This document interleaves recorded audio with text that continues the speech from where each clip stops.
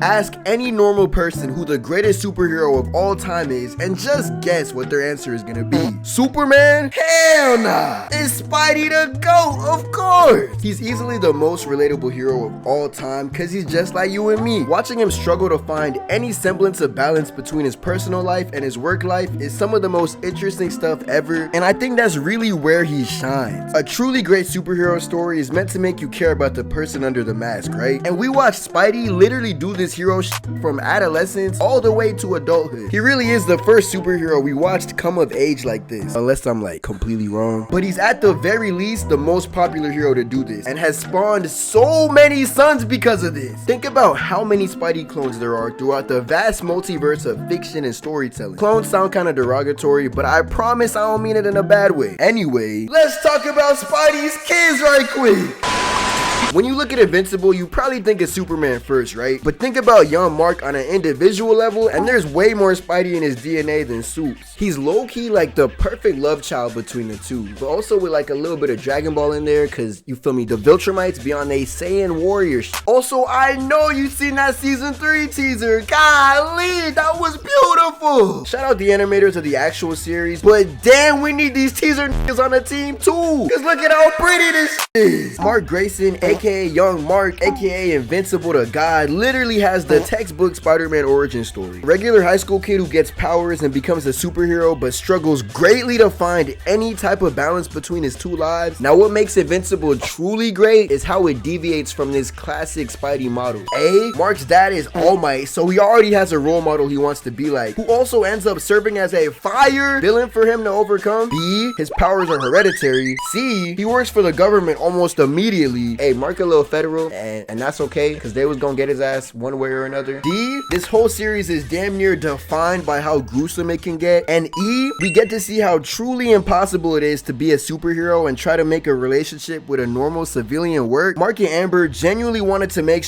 work, but oh my goodness, was that the most uphill of uphill battles in the same series where this motherfucker is boxing aliens from outer space, bro. The absolute biggest challenge is making a relationship work, bro, and that's why all of these Spidey kids, all these stories work so well, because at the end of the day, the drama factor of it is the most important part, and that's just great storytelling. Nothing that ever happened in Amber's life really mattered in comparison to Mark. She lost her grandpappy, which really messed her up. Whole time Mark is in space getting his inverted all kinds of ways. Shout out Peter and MJ, but there is simply no way that would work. Amber's moment with Anissa perfectly sums up why that wouldn't work. Actually, in my Invincible video, I was like, as a superhero, there is just zero time to be in a loving, healthy relationship with a Civ. And after that Anissa episode, there was no way a regular, well-adjusted human being would handle this well. That's why Miles being with Starling or Gwen makes infinitely more sense to me. And no comic spoilers for Invincible, but dog, you've seen how season 2 ended. If Mark is gonna be with anybody anytime soon, it's definitely not gonna be with a regular civilian. But yeah, this truly is the greatest three-way fusion between Spidey, Goku, and Superman. And it's not really as a Saiyan too, because he be getting out the ass Zenkai boosts every time he gets folded, which is kind of a lot, but that's why he's invincible, because he always get back up.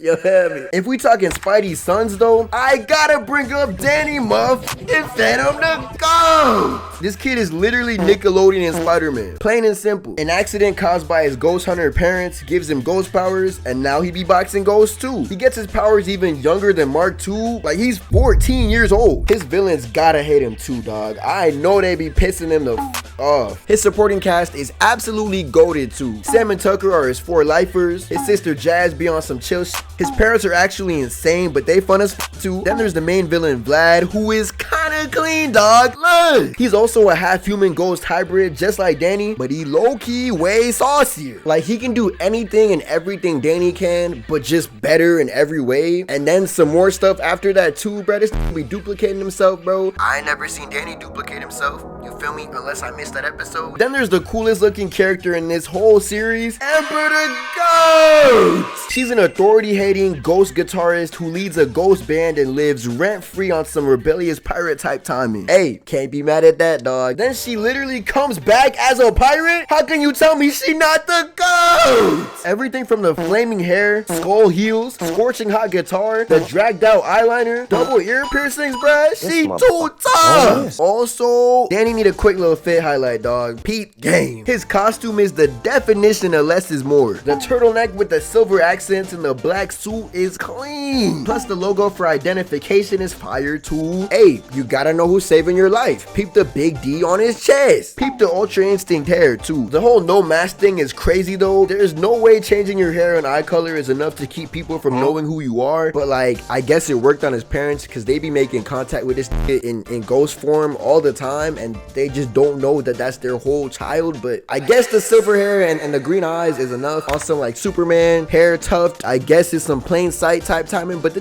don't even change his hairstyle. It's the same style. It's the same Timmy Turner hair. If that's enough, that's enough. I guess. Danny be quipping like crazy on some Spidey shit too. But if we talking Nickelodeon Spidey spawns, we cannot neglect the real goats. Tigre! Manny Rivera is the guardian of Miracle City, and just like young Mark, his dad is a legendary hero. But his grandpops is the one that's the crazy insane villain. Manny gets to go on separate adventures with both of them though, which makes for such a fun dichotomy. He's constantly being pulled from both sides who are trying to influence him to be better or worse, good or evil, nice or mean, generous or greedy. You get the point. But also his grandpa is a retired villain, so he's not like actively blowing cities up and robbing banks most of the time. But he's also rebellious and he be pissing his teachers off all the time. Like he's damn near an anti-hero sometimes, and that's kind of fire if you ask me. Also on some Black Panther type timing, the mantle of El Tigre was passed down from one of his super great grandparents. There's also of course his guy in the chair, his homie Frida, except she don't really be in the chair like that. She just straight up there with him on missions going crazy. Oh yeah, his mom was also a superhero at 1.2. This got a whole ass super family, bro. On some Sky High type timing, bro. But the Spidey DNA is there, dog. He's a little nigga that has to make a regular life work while coming of age and also being a whole ass superhero too. Also, Manny Dead might be the sauciest character in this video, dog. Pete game. His regular everyday fit is calm, you feel me? But shout out the yellow undershirt, plus the Kakashi scar over his eye is tough as but peep the Louis belt that's secretly hiding his whole super suit. That's gotta be the hardest since the Flash ring. The red scarf, the icy white fur hair thingies with the tiger tail, cowboy boots of doom, the vibranium claws. This nigga nice as he got the little Winter Soldier stars on his gloves too, dog. That's clean. This next Spidey clone might be a reach, not gonna lie. But hear me out. Terry McGinnis, stand up! Yes, the nigga name is Batman Beyond. Yes, he's literally Batman. Yes, his mentor is quite literally Bruce Wayne as a fossil. But check me out! Just like everybody else here, he's a youngin' who's trying to find himself and be a normal high school senior while also saving his city when the sun go down. I think similar to Invincible, Terry is like the perfect fusion between Batman and Spider-Man, as opposed to like Superman and Spider-Man with Invincible with a sprinkle of Goku in there. Also, side note, super duper side note, look, I'm a fighting game at heart. Every time I say his name, I'm thinking of Bogart, bro. I'm straight thinking of Terry Bogart, I'm not gonna lie. But McGinnis, Terry McGinnis. But being the love child of Batman and Spidey is kind of crazy. Those are like two of the most iconic icons of all time. So like, this was set up for greatness. Shout out El Tigre, but I lied, dog. Terry is the sauciest motherfucker here. I'm sorry, bro. All blacked out suit with the futuristic utility belt, plus the crimson red bat insignia, and the full face mask. Dog, he perfected the suit. And when he flies around, he got crimson red underarm wings to complement the blacked out suit too. Is this a Hall of Fame bat suit? Yes, easily. Hello? Look at this. Look. Less is more is what makes Danny's suit so good, but Terry just did it infinitely better. He really on some Spider-Man 2099 too, cause Future Gotham and Nueva York got hella similarities. Also, Spider-Verse Miguel and Terry both got insane enhancements on their suits, dog. Terry got jetpacks, resistance to literally everything, super strength, speed, reflexes, and senses. Who is this man feeling like? It is really cool seeing all the characters of the DC animated universe age and seeing who retires and who stays heroing.